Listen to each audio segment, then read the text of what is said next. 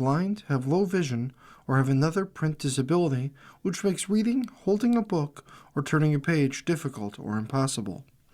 The content is copyrighted by the respective publishers.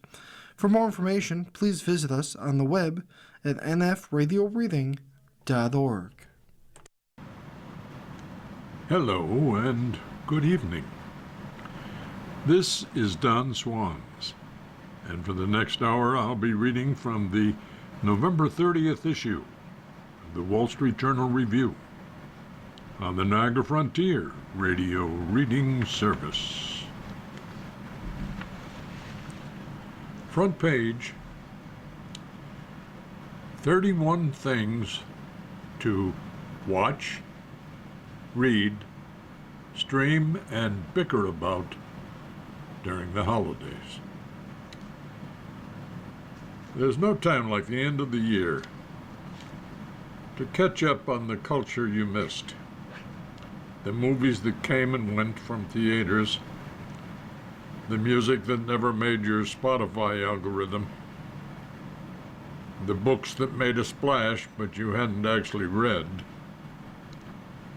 And here's a list of 2025's unmissable pop culture highlights for each day of December. So, let's get started. At first, binge the period drama that got deliciously pulpy. In Season 3 of his lavishly produced The Gilded Age, Julian Fellows takes the period-correct carriage out for a hell-raising spin. Gone are civics textbook recaps of the Industrial Revolution and Reconstruction. In are Newport burn books, heads smashed open on cobblestones, and the most spirited portrait of 1880's elite black society, maybe ever. Even Mrs. Astor would approve. The second, beating this year's breakout TikTok chanteur. English singer-songwriter Olivia Dean officially broke out stateside this year with The Man I Need, a buoyant, soulful track that showcases her velvety vocals. Since its August release, the song has streamed on Spotify more than 380 million times and appears in countless TikToks, from lip-syncing videos to clips of young women showing off their boyfriends. The third, don't overthink the appeal of Timmy playing ping pong. I totally understood if you've got a case of Timothy Chalamet-induced exhaustion, but don't let that dampen your enthusiasm for Marty Supreme, a globe-trotting epic about a young ping-pong superstar. Yes, you read that right. Releasing on Christmas. Once again, it's a movie about a mustachioed ping-pong star with a rumored $70 million budget. Don't think too hard about it. December 4. Pick a side in the battle of Conrad and Jeremiah. Love triangles are the lifeblood of teen drama.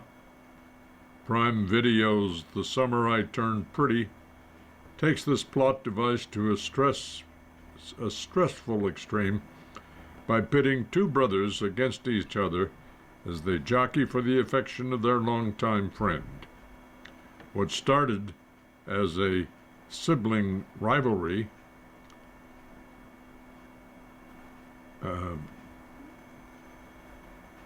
became the year's biggest cultural litmus test. Are you Team Conrad or Team Jeremiah? 5. Take a 12-hour history class from Ken Burns. America's 250th birthday is coming, and Ken Burns has a story to tell. In his 12-hour documentary for PBS, Burns digs into our nation's bloody, messy, and triumphant founding by chronicling more than the bold-faced names we all know, as he told the Journal. Even the armchair historians are sure to learn something new. The 6th, tear through 3 of the year's most hotly debated memoirs. How much is too much for the memoir? Elizabeth Gilbert pushes the limits in All the Way to the River, the story of her attempt to care for her drug-addicted, cancer-stricken lover, an act of devotion that mutated in the brink that mutated to the brink of actual murder. Sarah Hoover's The Motherlode and Amy Griffin's The Tell were likewise unsparing, leading to post-publication controversies. The 7th, the most fun you'll have thinking about our politically divided moment. A movie about the blows traded between federal immigration agents and a group of revolutionaries probably sounds bleak, but the laughs start early in One Battle After Another, with a scene featuring a comically exaggerated erection, and they don't let up. 8. A sexy murder mystery about the secret lives of Texas women. Do you spend your free time boar hunting, skeet shooting, jet skiing, and swinging with married couples? Neither do I. But it sure is fun to watch all that happen in Maplebrook, Texas, the fictional town in the Netflix show The Hunting Wives. Come for the enviable lakeside real estate. Stay for Hollywood's take on the MAGA beauty aesthetic. The 9th, an ode to effective workplaces, guts and all. After days dealing with white-collar drudgery, coding expense reports, attending all-hands meetings, there's nothing more comforting than watching Dr. Robbie, Noah Weil, and his hospital staff roll through gory emergencies on HBO Max's The Pit, as Wiley puts it on NPR's Fresh Air. It's competency porn.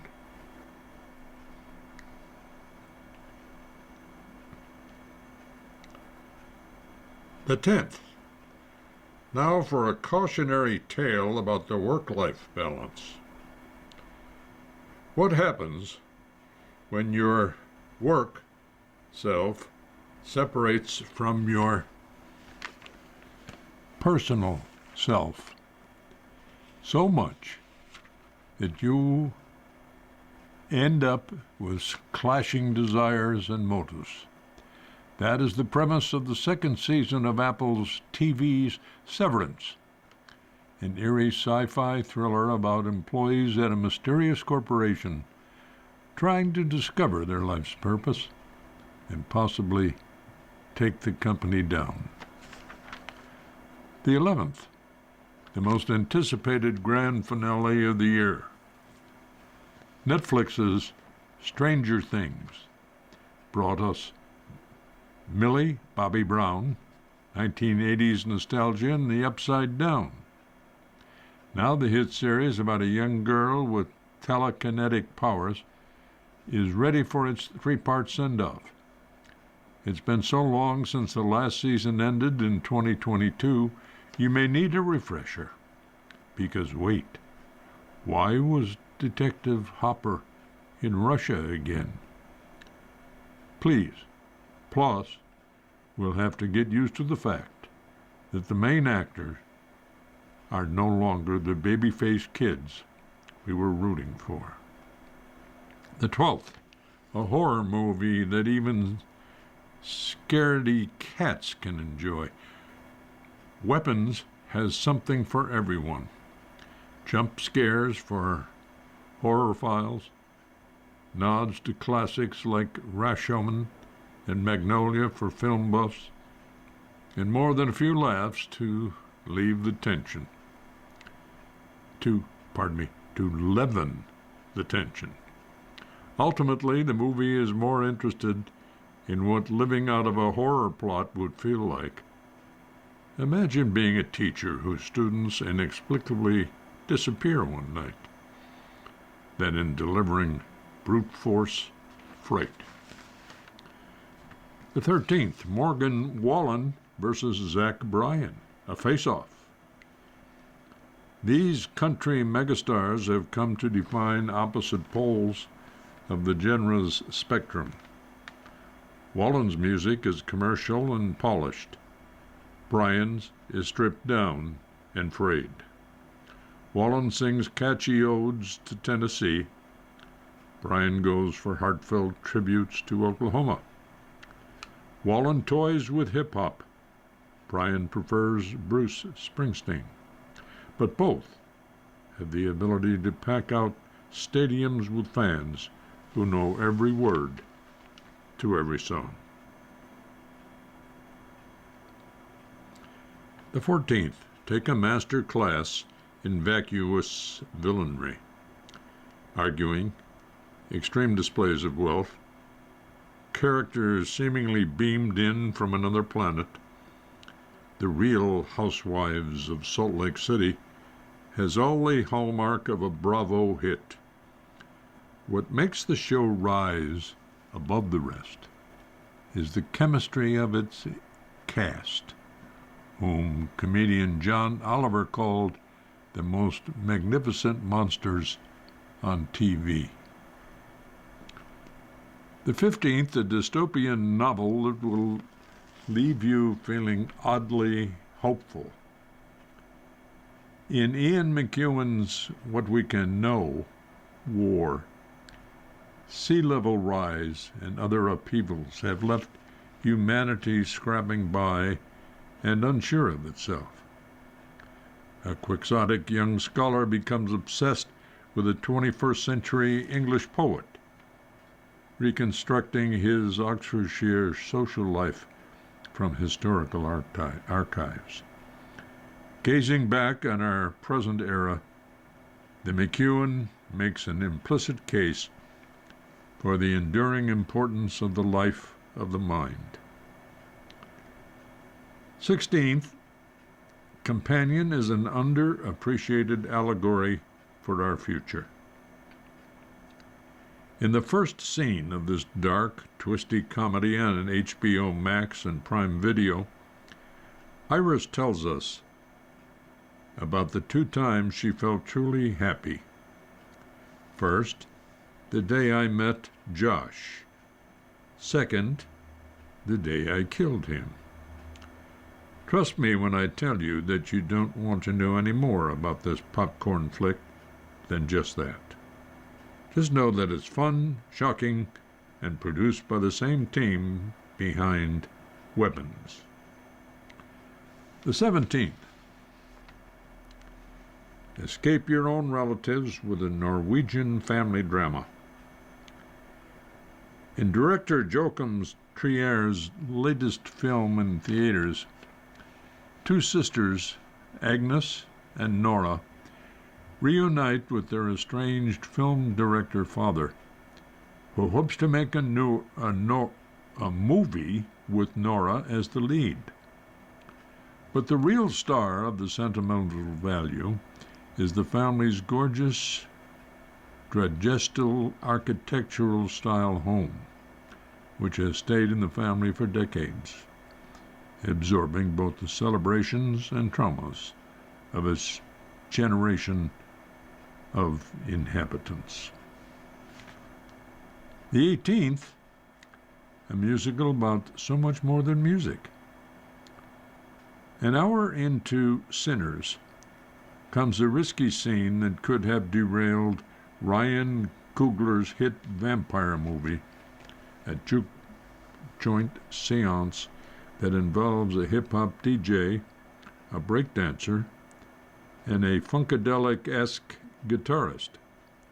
Instead, it helps bring home the horror movie's big theme about the transcendence of art for oppressed people, including music so true it can pierce the veil between life and death. On the 19th, a highbrow Danish take on Groundhog Day. Time begins to warp anyway in that fog between Thanksgiving and New Year's, so you might as well give in. On the calculation of volume, Danish author Solveig Ballet, 7-volume opus, follows an antiquarian bookseller who gets stuck reliving the same mid-November day over and over again. Start now, and you'll be caught up in time for the 4th installment, expected in the spring. The 20th, a praise of the levity of Goodhang. Amy Poehler jokes that she started it as a lark, as a way to find joy, she said, in a time when news and world events have us all on tenterhooks. But her almost differently named Goodhang pole vaulted her to the top of the podcast charts. Every episode is a soul-warming delight. The 21st, by now you know if Yellowstone isn't for you. But there's more to Sheridan's ode than cowboys showing off on their horses for the full length of a song. Tulsa King has Sylvester Stallone stretching out in gangster mode. The grittier Mayor of Kingston has Jeremy Renner and prison politics. And Landman, led by Billy Bob Thornton, revels in the major money and risks of the Texas oil business. The 22nd, more True Grit out west, this time with Hankels. Train Dreams, a film on Netflix starring Joel Edgerton and Felicity Jones, is a breathtaking in the most literal way, delivering emotional like a sucker punch. The saga about an early 1900 logger set against the developing Pacific Northwest shows how things always change, even when you don't want them to. After a loss, the grieving everyman finds no option but to keep living. He is, as one of the characters says, just waiting to see what we've been left here for. On the 23rd, flying is still a mess. Don't blame this comedian. The second season of HBO's The Rehearsal takes aim at the commercial aviation industry, examining barriers to pilot mental health and troubling relationship dynamics in the cockpit that could pose threats to airplane safety. The show, true to actor-comedian auteur Nathan Fiedler's style, is a mix of facts and tricks. It's worth sticking around to see how he lands the plane. On the 24th, cozy up with a Diane Keaton classic. The late actress, collaborations with writer-director Nancy Meyers led to a comedy-driven career resurgence in her 40s and 50s. Go back to where it began with Baby Boom, the 1987 film where Keaton plays a businesswoman whose work-life balance is thrown out of whack when she becomes the reluctant caretaker of an infant. At the movies, All the World's a Stage, and this is what is celebrated on December 25. Theater Bluffs have plenty of reason to visit the cinema this season. Hamnet from director Chloe Zhao spins a family's brutal loss into a fictionalized origin story for Shakespeare's Hamlet. A 19th century play by Henrik Ibsen gets a bracing update from filmmaker Nick DaCosta in Hedda. And Blue Moon director Richard Linklater's muse, Ethan Hawke, plays Broadway's lyricist Lorenz Hart as he nurses the wounds of his career-killing split with his songwriter partner Richard Rodgers over one night at Sardi's. Take a 3-song crash on the 26th in Bad Bunny before the Super Bowl.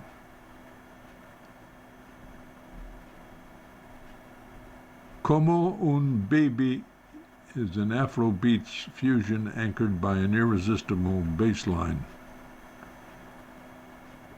Nuevo is a cross-generation club record nodding to a 1970s salsa classic before adding an urgent modern beat and synths like air raid sirens.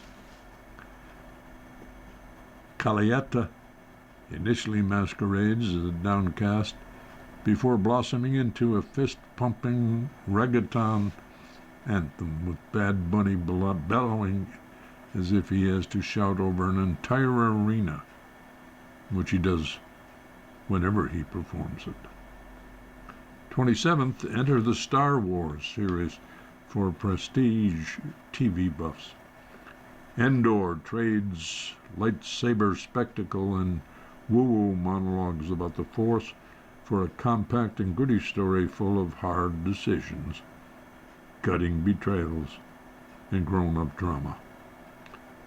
Set years before the movies we know and love, the show goes small bore on spycraft, marital diplomacy, and all the too real cost of rebellion.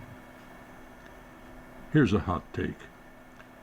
The most compelling piece of politically minded art in recent memory is set in a galaxy far, far away. The 28th, a profound documentary about a goofy-seeming guy.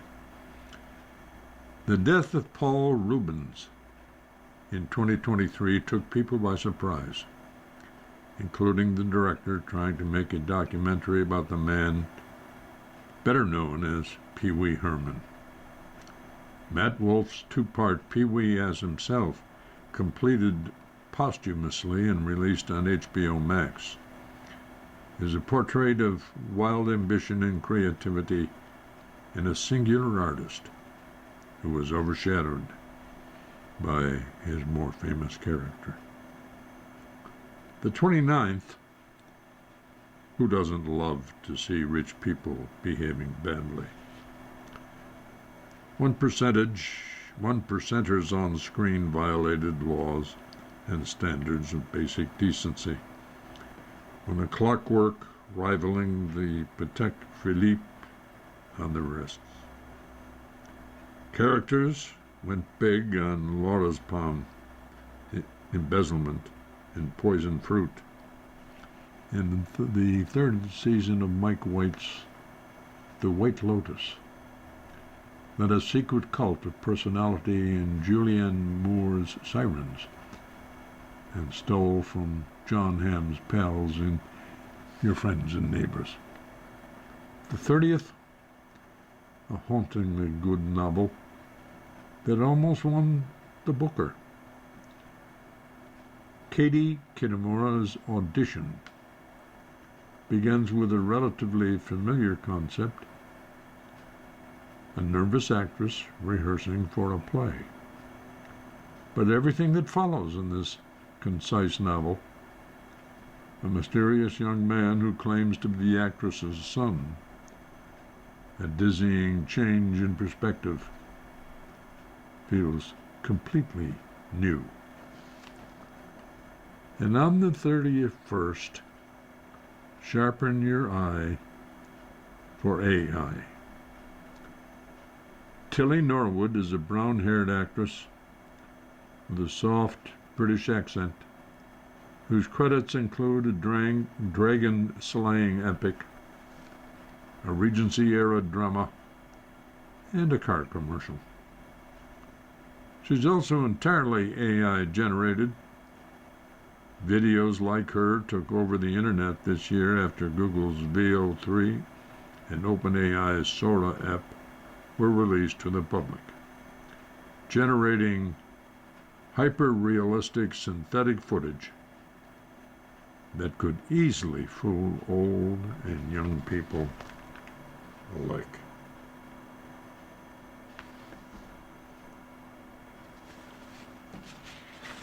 You're listening to a reading of articles and features from the Wall Street Journal Review on the Niagara Frontier Radio Reading Service.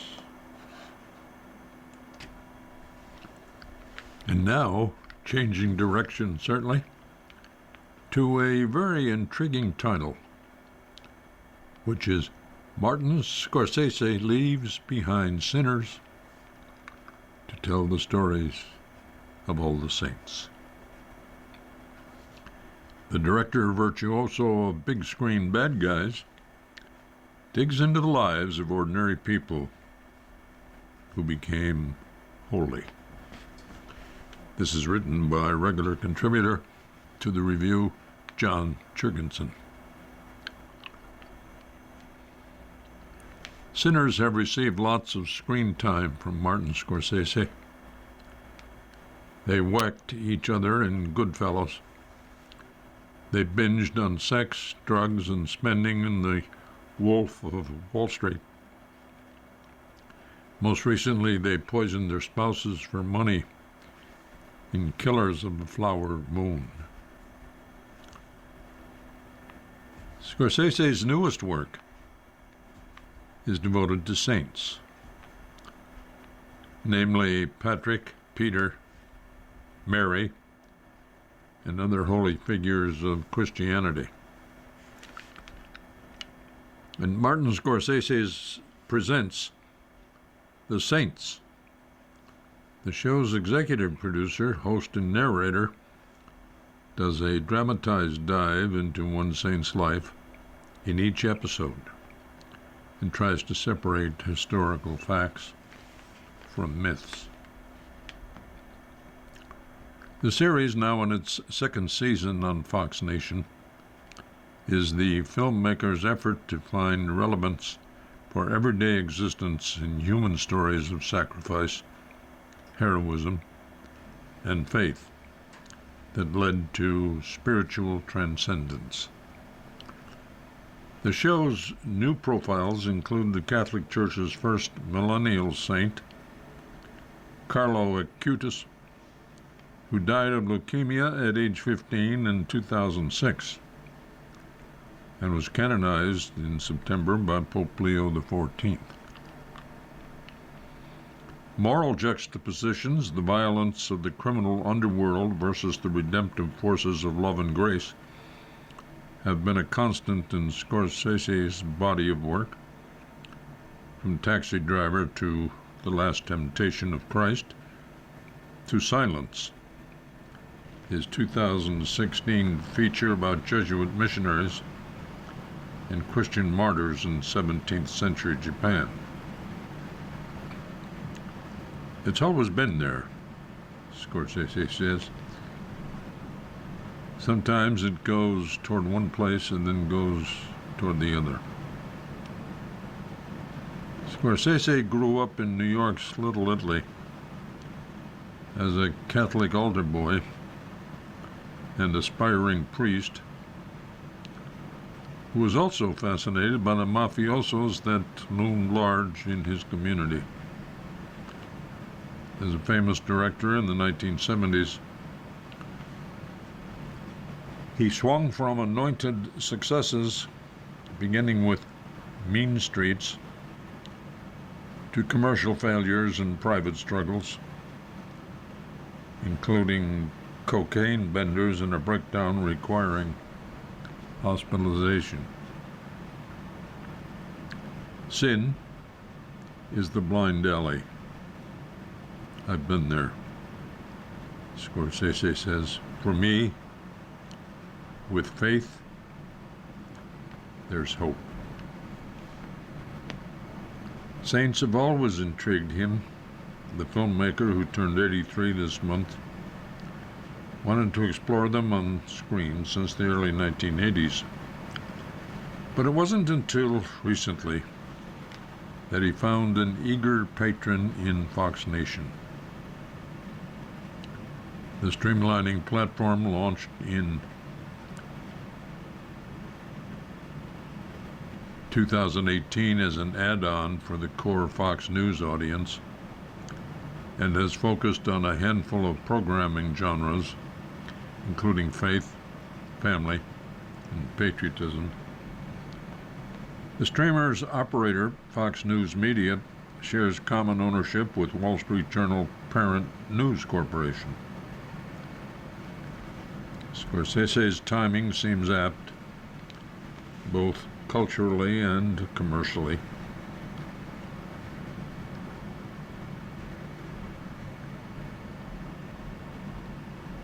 The percentage of Americans who identify as Christians leveled off in the last 5 years after a long period of steady decline, according to a survey by the Pew Research Center.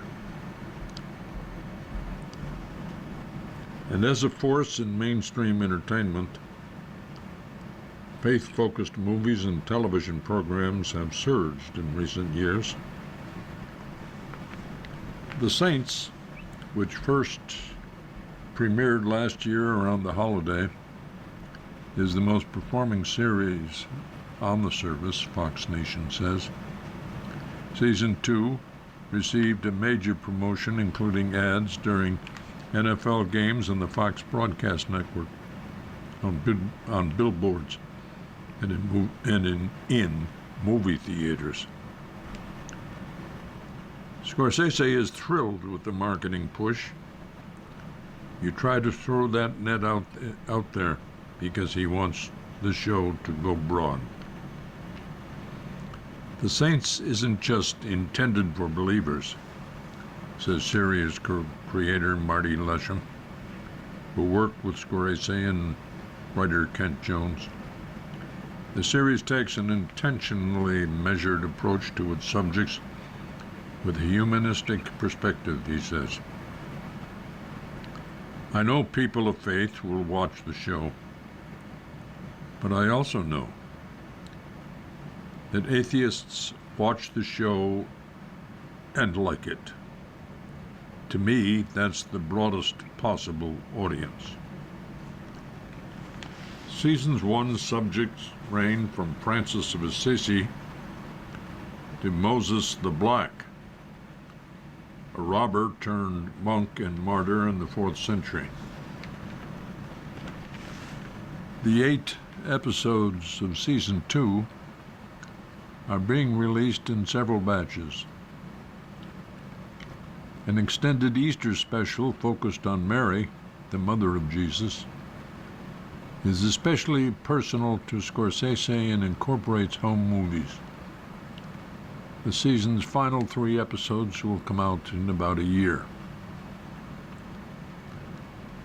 A 45-minute episode shot in Ireland explores the history of St. Patrick, a mixture of fact and legend.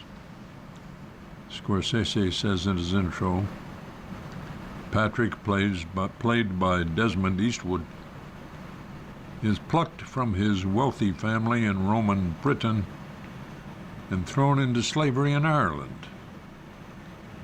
As a shepherd there, he communes with starving pagans in the wilderness and then escapes. Ultimately, he follows a divine calling to return to Ireland and spread Christianity. There are no snakes in the episode. The myth of Patrick driving serpents from Ireland was likely a metaphor for his eradication of paganism. Yet there are some invented dramatic devices, including a young girl who beckons Patrick on his conversion quest. Miraculous moments in the story, such as water welling from a rock, where Patrick later baptizes people, play out in a quiet tone. One of the problems is that capital M miracles have a tendency to be quite bombastic. In biblical entertainment, says Lesham, who directed most episodes of The Saints. It's the small in moments of miracle and mystery where much of the beauty of these stories is found.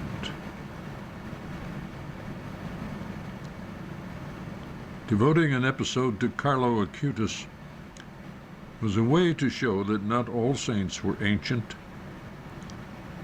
Scorsese says, nicknamed God's influencer,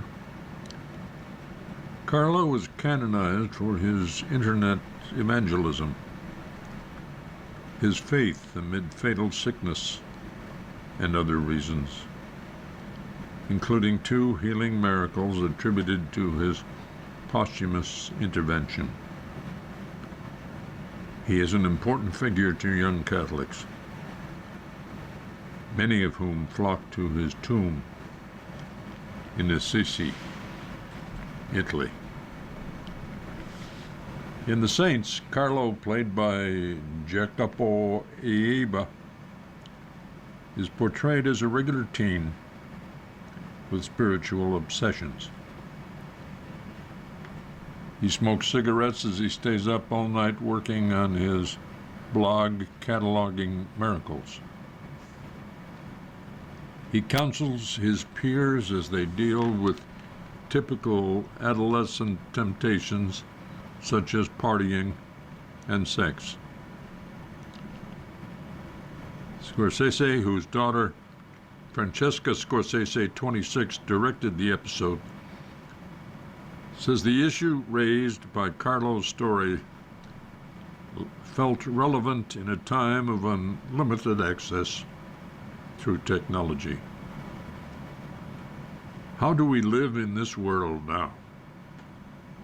Particularly because everything's available. The filmmaker says, referring to the many forms of temptation fed to young people via smartphone. Is that right for you? And is it right for our culture? Scorsese says he attends Mass and is absolutely a prayerful person. But to some viewers, his questioning nature might make him seem like an imperfect messenger for stories about the ultimate symbols of faith. So much of faith is questioning, Scorsese says. For a lot of people, there may be no question, which is good for them. For the rest of us, we're still out there walking in dark rooms and trying to find a way.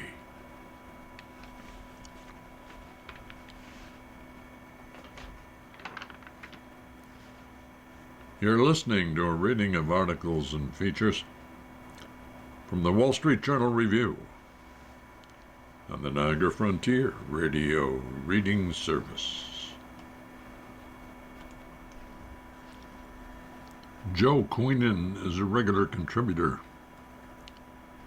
He does so under the overall heading of Moving Targets.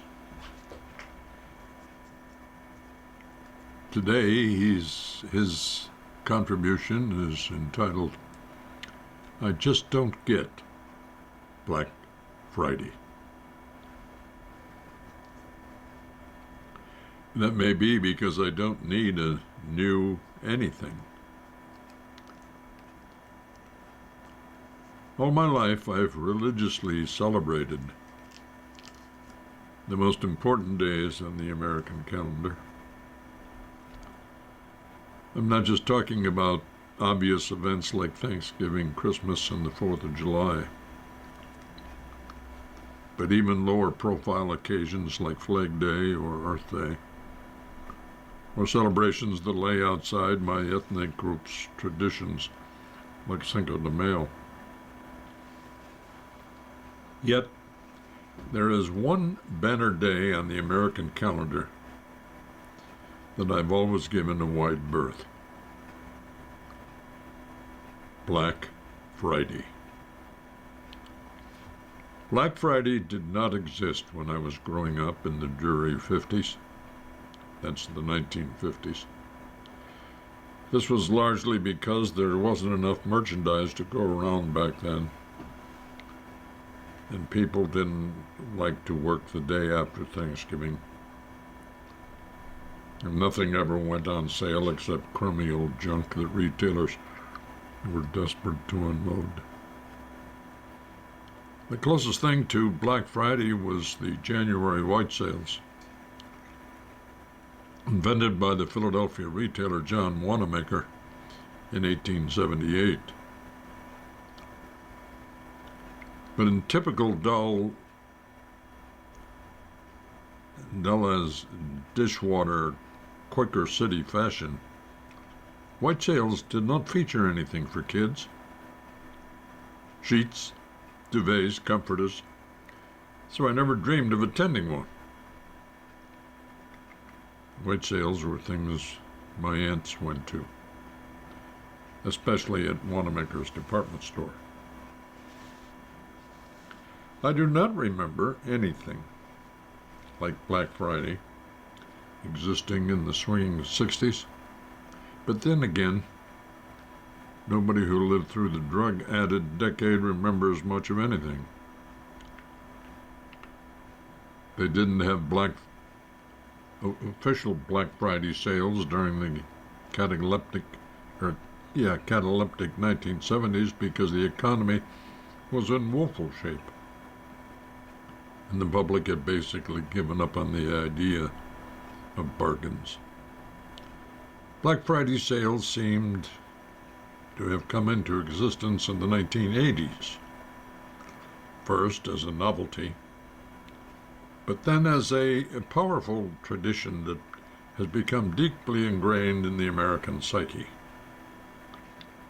People started lining up outside appliance outlets and department stores, risking life and limb to get their sweaty hands on one of the limited quantity, only while supplies last TVs, power tools, personal computers, or a designer camisoles, and then to trumpet their triumphs to everyone they knew. All the while, I stayed on the sidelines, not once showing up at Macy's or Best Buy or the Apple Store. Why? Partly because I was exhausted for the tryptophan I had ingested with my turkey the day before and could not get out of bed. Partly because I hate and fear crowds, having once been knocked to the ground and trampled while lining up to buy tickets to see The Doors in 1968. But mostly I've avoided Black Friday sales because I always have everything I want. I don't need a new television. I don't need a new laptop. My house is filled to overflowing with clothes I'll never wear, books I'll never read, and pocket-sized external hard drives I'll never get around to formatting. I don't need a new anything. But one day, a close friend upbraided me for shunning Black Friday, insisting that such antisocial tight-fistedness was inherently un-American. She said that I was stingy and mean, an outcast at life's rich feast, or words to that effect. I took this criticism to heart. The American economy is driven by consumer activity, and refusing to be a part of the biggest shopping day of the year smacks of elitism. Such misguided parsimoniousness, were it to spread throughout the land, would lead to economic disaster, a collapse on a par with Black Thursday on October 1929, when the stock market collapsed, taking the entire planet down with it. I certainly don't want to be responsible for anything like that. I don't want to wind up with retail blood on my hands. So this Friday, even though I don't actually need anything, I'm going to hustle over to the mall to participate in the most beloved American ritual of all. I may only buy a tie. I may only buy a scarf. But whatever it is, whatever I buy, I'm getting 30% off. How lucky I am.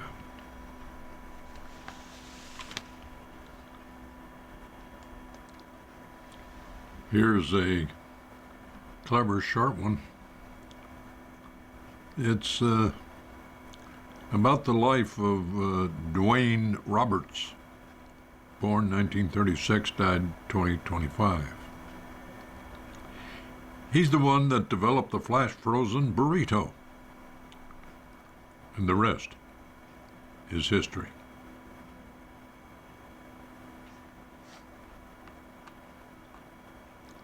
Dwayne Roberts didn't know what a burrito was. He was in the beef business and sold patties to McDonald's. He'd never even seen a flour tortilla. In his defense, he was hardly alone. In 1956, Mexican food had not yet become ubiquitous in the U.S. Neither had McDonald's.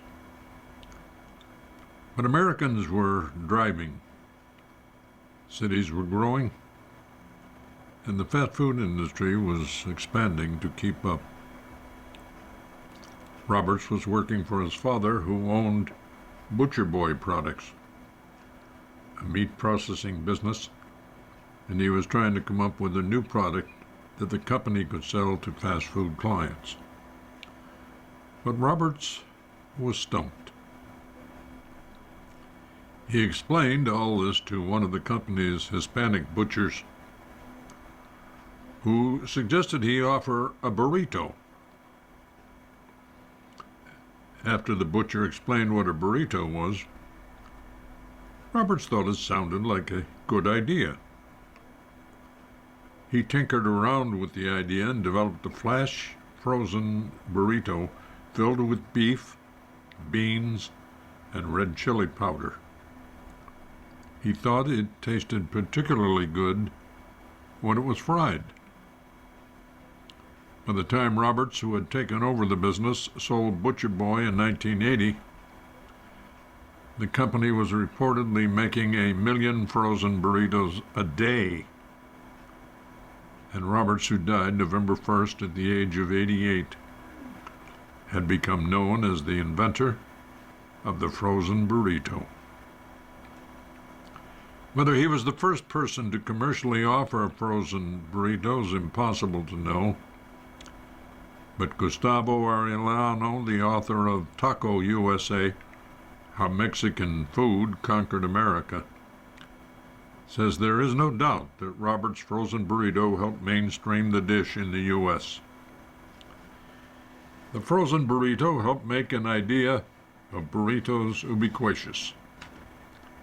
It's kind of like the Daniel Boone of burritos. It blazed the path into the stomachs of Americans to make better burritos a thing, better burritos a possibility. Born in Riverside, California on November 4th, 1936, to Harry and Mary Roberts, Dwayne Ronald Roberts participated in ROTC in high school and later served in the Army National Guard. He attended the University of California, Los Angeles, briefly before returning to Riverside to work at Butcher Boy, whose customers included the McDonald Brothers burger joint in nearby San Bernardino. When he pitched his frozen burrito, he wasn't just selling his product. He was selling the idea of the burrito, and even had to help clients pronounce it correctly. After selling Butcher Boy in 1980, he pursued a number of other ventures, including acquiring Fernando's Foods, which he grew into a major supplier of frozen Mexican food.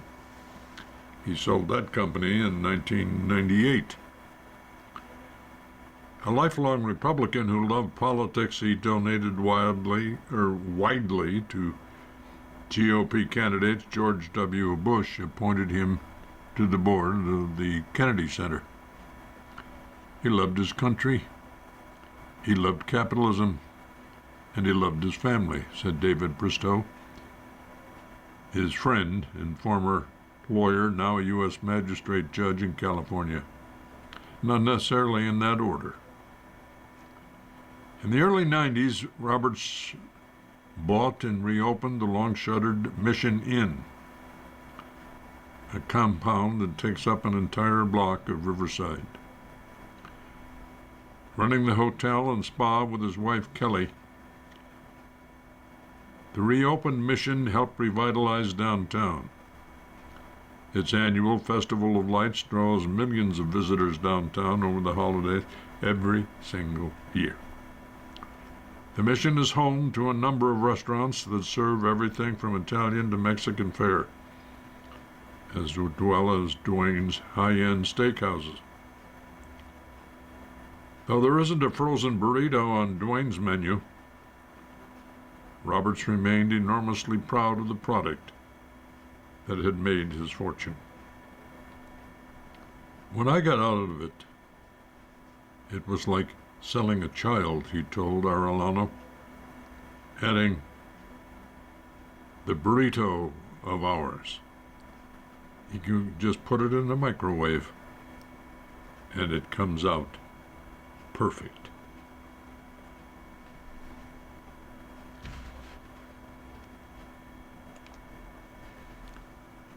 John Gennari has written a book coming out this week entitled The Jazz Barn. It's here in the review under the heading Somewhere There's a Place by Nate Chinan. There's a fascinating black and white photograph of the blues guitarist and singer Johnny Lee Hooker from 1951. during a roundtable discussion at a unique institution in western Massachusetts. Hands across his forehead, head slightly cocked, Hooker cast a wide-eyed, penetrating gaze across the table. John Gennari says of this image, in the jazz barn, music in the Berkshires and the place of jazz in American life. Looming behind the bluesman is a blackboard, on which a genealogy of the blues has been chalk drawn in an orderly hand. The core tension in the photograph lies in a rub between musicology and musician, theory and practitioner. Studying Hooker's facial expression, Mr. Gennari can only offer a handful of plausible readings. Is it one of curiosity, satisfaction, skepticism, boredom, or something else? The answer is unknowable, which is one reason the image spoke to Mr. Gennari, a professor at the University of Vermont. His insightful book is a scholarly yet accessible window into a set of characters and sequence of events that over the course of several years in the middle of the 20th century brought Hooker and other notable musicians to their bucolic outpost. But Mr. Gennari has larger stakes in mind. What happened at Music Inn in the 1950s, he argued, was a remarkable confluence of people, place, politics that reflected and augured seismic shifts and conflicts in American culture. No other physical space, he writes, better registered the pulsing changes in jazz music and jazz musicking over the course of the 50s than the Music Inn. Those changes, he adds, were captured most vividly by the photojournalist Clemens Kalischer, a refugee from Nazi Germany, who had settled in Stockbridge, Massachusetts, and to chronicle the action of Music Inn with a curious eye. Kalischer shot that round-table portrait of Hooker among dozens of other striking photographs in the jazz barn. They illustrate jazz modernity as a fusion of time, people, and place. Mr. Gennari says of these images, perhaps inadvertently, making the case for a glossy, large-format edition of his book. They create a record of musicking at its most routine and ordinary, and at its most poignant, beautiful, and transcendent.